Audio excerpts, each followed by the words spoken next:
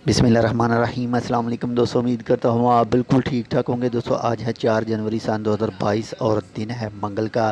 दोस्तों ओमान में heavy rain की वजह से, शदीद बारिश की वजह से कुछ चीज़ें हैं जो बंद कर दी गई हैं। नंबर एक पर जो पुरानी एयरपोर्ट की जो बिल्डिंग है, वहाँ पर जो वैक्सीनेशन सेंटर था उसे आर्जी तौर पर सस्पेंड किया गया है बारिश की वजह से, शदीद बारिश की वजह से।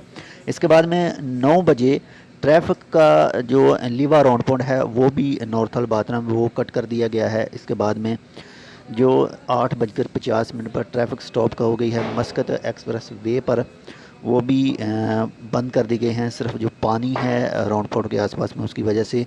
इसके बाद में 8:40 पर जो जबल स्ट्रीट है अकबत अल अमरात बोशर, वो भी कट कर दिया है। यानी जो बोशर से अमरात की तरफ पहाड़ी वाला रोड है उसके ऊपर भी ट्रैफिक जो है वो आर्जी तौर पर कट की गई है, बंद की गई है। बाकी जैसे इसके बारे से मज़ीद कोई अपडेट आती है वो भी इंशाल्लाह आपके साथ शेयर करेंगे। बहुत ज़्यादा ख्याल रखिएगा और बारिश से बचते रहिए और बचने की कोशिश कीजिएगा।